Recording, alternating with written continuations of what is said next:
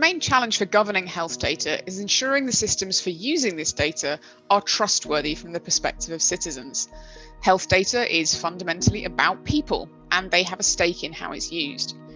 If we want to realise the huge potential benefits of using health data, we have to build systems that are demonstrably worthy of the trust we're asking people to place in them. That includes meaningful transparency and embedding diverse public involvement into decision-making in a sustainable way. Health data holds many promises of improving health outcomes and the delivery of health services, but it comes also with very significant challenges.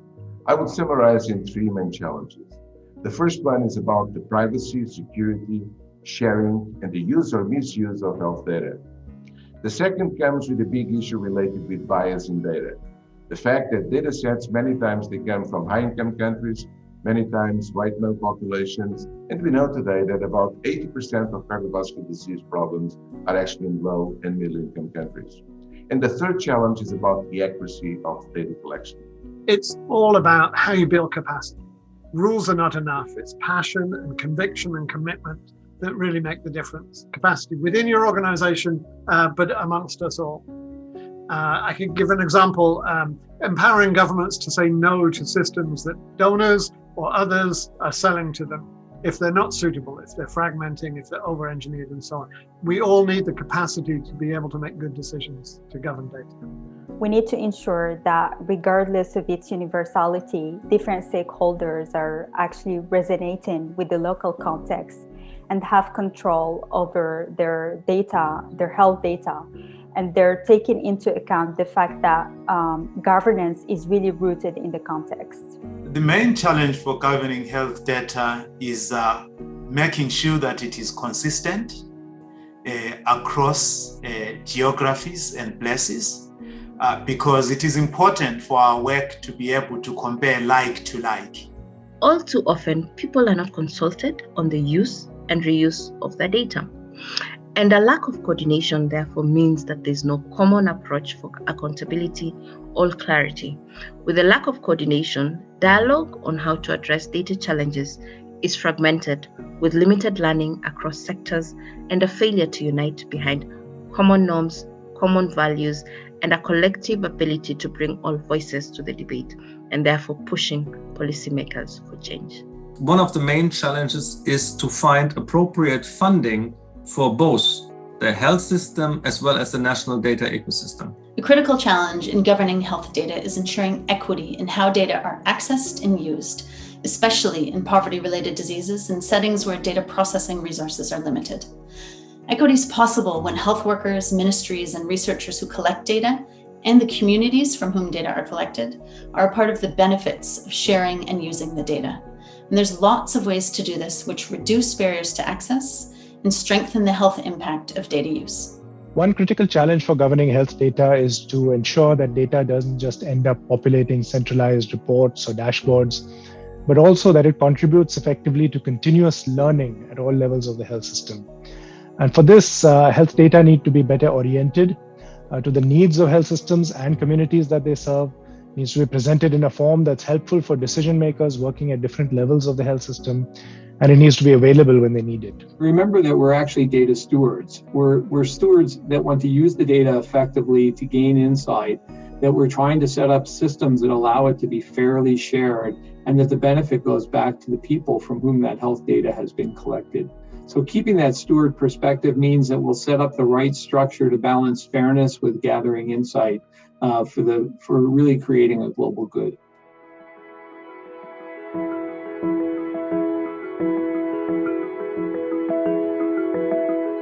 I think good practices for governing health data have to influence the sort of pull and the push, the sort of beginning and the end of the process. So we want good practices in place to enable data to be shared and secondary analysis in the first place.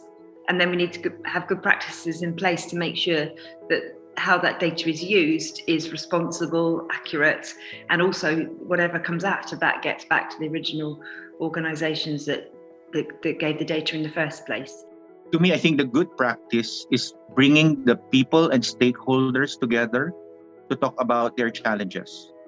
Not bringing them together won't bring us to any solution, but just opening a space, a safe space where the stakeholders can talk about their issues and concerns, and having a group process for addressing their challenges, I think will be one of the things we can do to make this work. In Rwanda, they have done great work on that. We'll have institutionalized routine meetings in every district every month for analyzing and discussing the data among all the representatives from all the facilities in the district and the communities in the district.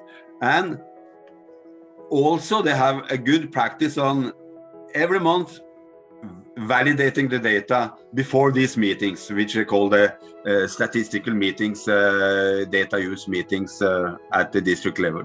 Well, for me, a good practice for governing health data is that it has to be at the same time holistic and based on universal principles.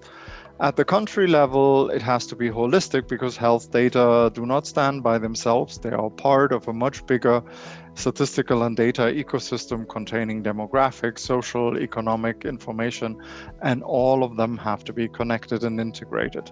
And at the international level, we need to speak a common language based on universal principles so that the data of different countries meaningfully connect.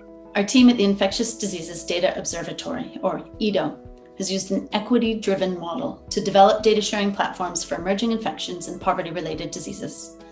We involve those who collect the data in setting the research agenda for data use, in defining what data should be shared, and in being a part of the Data Access Committee to decide who has access to the data. I think people underestimate the difficulty of the technical implementation of a data sharing infrastructure. That involves really developing common understanding of what data elements are, how they're stored, how they're defined, how data are protected as they move through the public health infrastructure, how they're protected from cybersecurity threats, which are increasing daily, so that we can assure that data retain their confidentiality. And then also, what infrastructure do we need to improve how people analyze data, how people visualize it, how they use it for more predictively, through improved analytics, through improved forecasting, through new technologies like artificial intelligence and machine learning.